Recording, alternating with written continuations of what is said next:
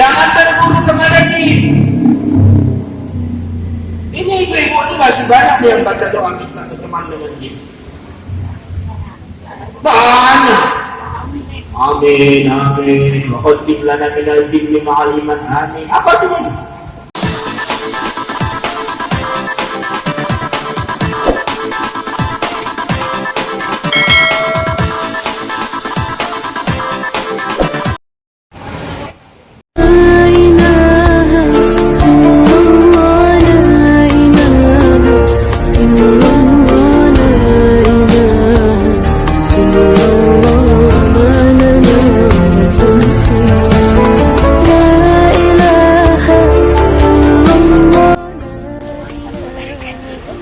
Selamat datang kembali di YouTube channel Medan. Saat ini Ibu mengajak Kaden, anak Medan dan para ibu sekalian untuk mengikuti kajian tauhid bersama Ustadz Haji Palungan Nasution.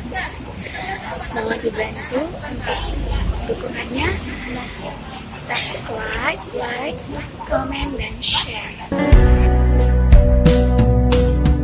وفي سهر بيدي الحلال الصفا وبيجو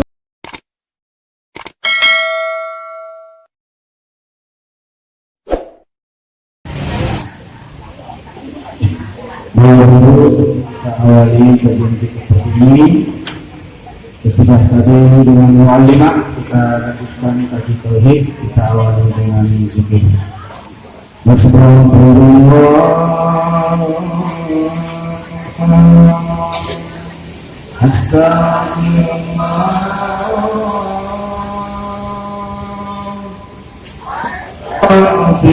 astagfirullah. الذي لا إله إلا هو الحي القيوم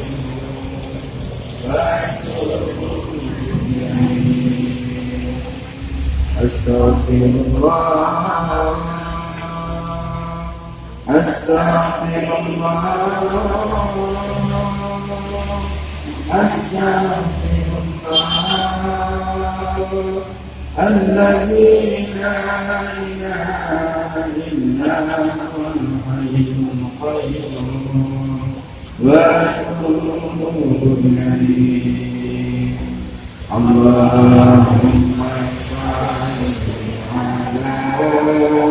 على محمد يا رب صل عليه وسلم يا الله يا الله يا الله قديم لا يمل سماعه تنزه عن قولي وفعلي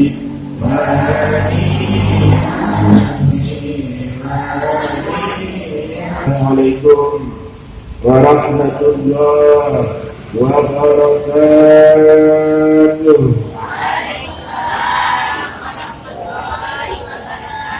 Alhamdulillah, wassalatu wassalamu ala rasulillah wa alihi wa ashabihi allazi la nabiyya ba'da. Subhanaka la ilma lana illa ma 'allamtana innaka antal alimul hakim. Rabbana zidna ilma warzuqna fahma. Berdebur ombak berdebur, berdebur ombak di pantai sebelah. Bersyukur, marilah bersyukur, bertemu kita dalam keadaan sehat wal afiat. Sehat semua. Baik dulu, kita masuk ke kaji Al-Hafiz, yang menjaga, yang memelihara. Hafizun, pemelihara, penjaga. Yang bernama Hafiz, dia penjaga. Hafazah, malaikat yang menjaga. Di sekeliling kalian ada malaikat yang menjaga. Di depan ada, di belakang ada, di kanan ada, di kiri ada. Malaikat hafazah. Setiap manusia punya. Setiap orang dikasih malaikat penjaga. Mulianya manusia dikasih malaikat penjaga. Karena Allah punya nama Hafiz. Melalui malaikatnya dijaga semua penjuru langit, penjuru bumi. Anak bayi kalau jatuh biasanya selamat. Kalau kecelakaan ayah ibunya yang meninggal, tapi bayinya selamat. Apalagi namanya selamat. Ada mobil kecebur ke sungai, tenggelam, tak sempat keluar. Begitu diangkat mobil sesudah 2 hari, karena ajaib sekali, semua mati kecuali anak kecil. Tak logis, tapi nyata. Sering kedengaran? Rumah kebakar, semua mati kecuali anak kecil. Kenapa? Ada malaikat penjaga yang bertugas pada saat tidak mampu, malaikat itu yang mengambil. Tapi pada saat kita mampu, malaikatnya hanya melihat. Dari jemaah sekalian, Allah itu Al-Hafiz, yang melihara alam semesta, langit dan bumi. Tak pernah dia capek memelihara itu. Wala yaquduhu hifdzuhuma wa huwal aliyyul azim. Tidak pernah dia kewalahan menjaganya langit dan bumi. Dia maha tinggi lagi maha agung. Tak lusuhu sinatun, tak pernah mengantuk, tak pernah lupa, tak pernah tidur. Kalau jamaah majelis taklim Al-Karim Latifah modal, wajar. Wajar. Karena kita bukanlah seperti Allah. Kita sifat manusiawi. Alhamdulillah, sedangkan Allah la ta'khuzuhu sinatun. Dan di perang Badar itu, pada saat berkecamuk perang, datang pertolongan. Ini pertolongan aneh bin ajaib. Apa itu? Rasa ngantuk. Kan hebat itu.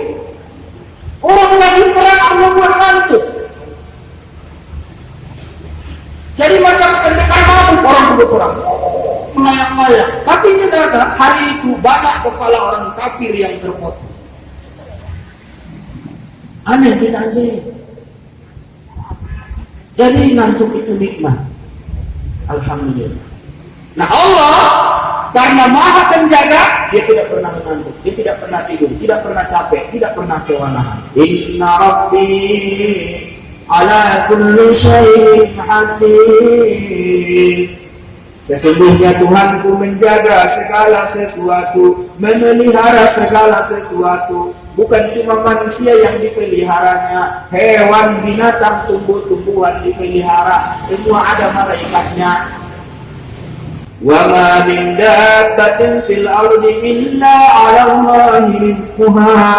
Tidak satu pun yang melata di muka bumi kecuali Allah yang menanggung rezekinya. Ibu yang menanggung rezeki ibu bukan anak. Ya. Ibu yang menanggung bukan suami. Anak yang menanggung rezekinya bukan ayah dan ibunya. Ada yang terjadi kebalikan. Waktu bersama suaminya hidupnya susah. Begitu pisah hidupnya senang. Ada yang juga waktu ayah ibunya hidup, dia hidupnya pas-pasan. Tapi begitu ayah ibunya meninggal, malah dia jadi sukses. Jadi orang kaya. Jadi rezeki kita bukan ditanggung orang-orang di sekitar kita. Rezeki kita ditanggung oleh Allah. Allah maha menjaga. Bagaimana cara Allah menjaga? Sesuai dengan ilmu. Jangan khawatir. Allah maha memelihara. Wa minasy-syayatin man yaghusuna lahu wa ya'maluna 'amalan duna dzalik wa kunna lahum hafizin. Bahkan jin dan setan dalam pengawasan, dalam pemeliharaan Allah, sebagaimana firman Allah, dan kami telah tunjukkan kepada Sulaiman segolongan setan yang menyelam ke dalam laut untuk mengerjakan pekerjaan selain daripada itu, dan adalah kami memelihara mereka. Sulaiman memerintahkan jin-jin dan setan menyelam ke laut mencari intan mutiara terbaik untuk menjadi material bangunan, dan itulah yang dibangunkan menjadi istana Sulaiman. Jadi bukan semen, bukan batu kali, bukan batu koral, ibu, intan mutiara yang menyelam jin, setan. Mereka tahu tempat di mana tersembunyi, tersimpan mutiara terbaik, intan terbaik. Itulah yang diambil naik ke atas. Setan dan jin bekerja siang dan malam membangun istana Sulaiman. Sulaiman hanya tegak begini, memegang tongkat. Kamilah yang menjaga jin dan setan itu, kata Allah. Jadi Allah mengawasi perbuatan kita semua. Jin dan setan juga dalam pengawasan Allah. Konon lagi pada saat Sulaiman terjatuh, barulah tahu jin dan setan kalau Sulaiman sudah mati. Dipikir mereka Sulaiman masih hidup, padahal sudah mati dalam keadaan berdiri memegang tongkat, dan tongkatnya dimakan raya. Masya Allah, berapa ratus tahun ini? Saya nggak bisa berpikir berapa tahun. Kenapa? Tongkat Sulaiman udah pasti bukan kaleng-kaleng, pasti tongkat terbaik. Kalau dia dari kayu, kayu terbaik. Berapa lama kayu bisa dimakan raya? Kayu terbaik. Adakah tongkat Sulaiman diambil dari kayu sembarang? Tak mungkin. Itu kalau dari kayu. Kalau dari besi, apa ya rakyat bisa makan besi?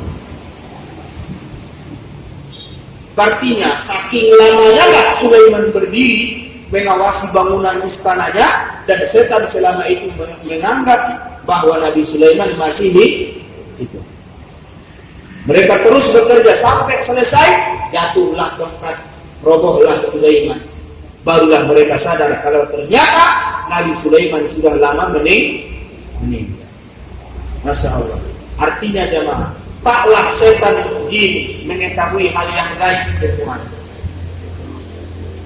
Bodoh manusia mau menyembah jin dan setan untuk mencari hal-hal yang gaib.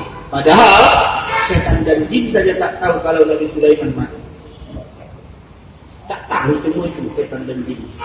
Maka jangan berguru kepada jin, jangan meminta fatwa kepada jin, jangan minta tolong kepada jin. Dan Nabi Muhammad saja tunduk kepadanya jin. Di mana dia pergi, jin mengikuti. Dia baca Al-Quran, jin mendengar. Makanya dalam surah Al-Quran ada namanya surah Al-Jin. Nabi nggak pernah meminta apapun kepada jin. Bahkan dalam perang Badar, Nabi tak pernah minta pasukan jin. Tapi Allah mendatangkan para malaikat berdipin berbaris-baris. Jadi ini ada orang ngasih kasih jin, ada jin. Ada lagi film jin an jun. Allah, jini oh jini. Pokoknya tema-tema jin laris manis dari Indonesia. Jangan terguru kepada jin. Ini ibu-ibu ini masih banyak yang baca doa minta berteman dengan jin. Banyak. Amin, amin. Wa khatim lana minal jinni ma'aliman, amin. Apa artinya? Jangan aminkan. Banyak kepada Ustaz pun pakai selera nggak tahu. Iya, berikan kami khadim. Apa itu khadim? Teman setia, pengawal dari golongan jin. Mau berkawan sama jin? Apa bu? Korin. Jangan ditanya lagi. Dia namanya makhluk halus. Manusia ada yang mengikutinya dari makhluk yang tidak dilihat. Itu namanya korin. Bukan korin itu nama malaikat atau jin. Korin itu sudah pengikut. Korin itu artinya pengikut. Ya. Atau corona yang mendekati, ya. Mengikuti mendekati. Ada makhluk halus di samping kita, ada. Jangan bilang enggak. Bahkan sebelum langit dan bumi sebelum bumi ini diisi Nabi Adam, sudah ada makhluk sebelumnya yang mengisinya dari bangsa jan. Ya. Tafsir Ibnu Katsir waktu dia menafsirkan Al-Baqarah ayat 30 bahwasanya di bumi sebelum Nabi Adam turun sudah ada satu jenis makhluk yang disebut dengan golongan jan, Banul Jan, anak-anak jan. Lalu mereka menumpahkan darah, membuat permusuhan di muka bumi, lalu rusaklah bumi, diutuslah malaikat dipimpin oleh iblis memberantas makhluk Banu Jan. Diperangi semua, larilah semua Banu Jan dari daratan, mereka menyingkir ke pulau-pulau paling terpencil, di situ mereka bertahan. Sebagian lari ke puncak-puncak gunung paling tinggi, di situ mereka bertahan. Selainnya habis semua. Ada Banu Jan yang bertahan. Itulah di pulau-pulau terpencil dan di puncak-puncak gunung yang paling tinggi. Lalu turunlah Nabi Adam. Itu tafsir Ibnu Katsir. Wallahu. Makanya di puncak gunung orang sering hilang karena ada makhluk lain. Di tengah-tengah lautan kan ada pulau-pulau terpencil ya. Itu juga. Kalau kita datang ke sana dan mereka merasa terganggu, karena sudah di situ tempat mereka terakhir, tempat mereka Wallahu. Kembali lagi bahwasanya setan pun dalam pengawasan Allah, jin pun dalam pengawasan Allah. Allah Al-Hafiz bukan hanya menjaga manusia, tapi menjaga setan, menjaga malaikat, menjaga tanam-tanaman, menjaga binatang, menjaga tumbuh-tumbuhan, semuanya Allah jaga. Spesialis manusia, Allah berikan keistimewaan, diberikan hafazah kiri kanan, muka dan belakang. Ada lagi Raqibun, ada lagi Atidun. Raqibun mereka kebaikan kita, Atidun mereka kejahatan kita. Luar biasa. Untuk manusia banyak malaikat yang mengabdi. Bahkan dalam satu hadis dikatakan kalian punya 360 malaikat yang menjaga setiap saat. Di setiap persendian kalian ada malaikat. Allah mulianya manusia. Setiap persendianmu ada malaikat 360, maka sodak kullayamin, maka bersedekahlah tiap hari sebagai balasan penjagaan mereka. Apa kata sahabat ya Rasulullah? Kaifa tasaddaqna? Bagaimana mungkin kami bersedekah sebanyak itu? 360 kali. Sekali seminggu aja lewat kota impak pejam mata, pura-pura tidur. Konon lagi 360 kali. Apa kata Rasulullah? Kalau kalian tidak sanggup 360 kali bersedekah setiap hari, maka gantilah dengan minimal 2 rakaat di waktu duha. Itulah awal hadis itu. Waktu duha 2 rakaat minimal, mulianya salat duha ya. Itulah sama dengan bersedekah 360 kali saja. Rugi kalau nggak salat duha. Tadi udah pada salat duha belum? Ayo yang datang jam 9 ke sini salat duha dulu. Ya. Duha itu artinya terang, cerah. Jadi kalau mau paling bersukses, usahamu lancar, rezekimu luas, duha jangan itu. Terang, cerah, duha. Dan duha yang terbaik bukan di awal, bukan di akhir. Duha yang terbaik di tengah. Bukan pagi jam 7, bukan pagi jam 8 yang terbaik. Duha yang terbaik pada saat anak onta menjerit karena kepanasan. Apa maksudnya? Ya sekitar jam 9, jam 10 barangkali waktu. Selanjutnya kita lihat Al-Hafiz juga bermakna Allah maha mengawasi segala perbuatan manusia, mengawasi perbuatan orang musyrik menyembah selain Allah. Firman Allah, وَالَّذِينَ اتَّخَذُوا مِن دُونِهِ أَوْلِيَاءَ اللَّهُ حَفِيظٌ عَلَيْهِمْ. Orang-orang yang mengambil Tuhan selain Allah, mereka jadikan selain Allah penolong-penolong mereka. Allah maha melihat, Allah maha mengawasi perbuatan mereka. Wa ma anta alaihim biwakil. Dan engkau Muhammad bukanlah orang yang diserahi mengawasi mereka. Kalau engkau sudah berusaha mendakwahi mereka, mereka enggak mau juga, masih menyembah berhala, masih menyembah gunung, masih menyembah batu, biarlah aku yang menjaga perbuatan mereka. Bukanlah tanggung jawabmu Muhammad mengawasi mereka, akulah yang mengawasi mereka. Artinya apa jemaah? Setiap penyembahan kepada selain Allah, Allah menjaganya, Allah memeliharanya. Maksudnya apa? Allah melihat mereka perbuatan. Dan kita pun, setiap amal ibadah kita pasti direkam, pasti diperlihatkan. Dan sudah menjadi kehendak Allah bahwa di muka bumi ini tidak akan sama tauhid. Rasul minta 3 hal, 2 hal Allah kabulkan. Ya Allah, jangan biarkan umatku kelaparan. Dikabulkan Allah. Ya Allah, jangan biarkan umatku dalam kekuasaan musuhnya. Dikabulkan Allah.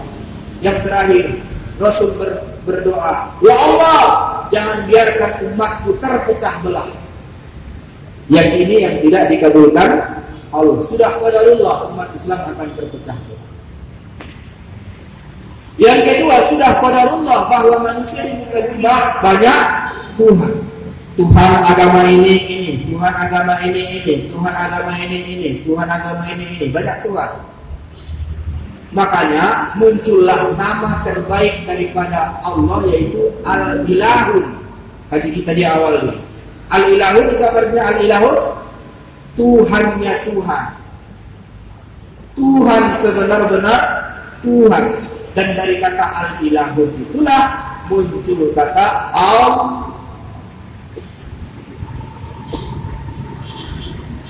Sudah kehendak Allah, bakal banyak manusia di bumi ini yang menyembah Tuhan selain Allah. Itu kehendak Allah. Maka jangan berat hatimu Muhammad kalau mereka tidak mau masuk Islam. Jangan berat hatimu Muhammad. Kerjaanmu cuma menyampaikan. Jangan kau terlalu sedih melihat mereka menyembah Tuhan selain Allah. Biarlah kami yang menjaga dan mengawasi mereka. Bukan tanggung jawabmu menjaga dan mengawasi mereka. Engkau cuma ditanya, sudahkah engkau sampaikan? Jawabnya, sudah. Itu aja. Sebelum Nabi meninggal ditanya kepada sahabat, wahai sahabat-sahabatku, apakah aku sudah sampaikan? Sahabat bertanya, sudah ya Rasulullah. Selesai tugasnya. Jangan jadi beban kalau orang tidak mau masuk Jangan jadi beban kalau orang masih menyembah selain Allah. Maka Nabi tidak boleh putus asa.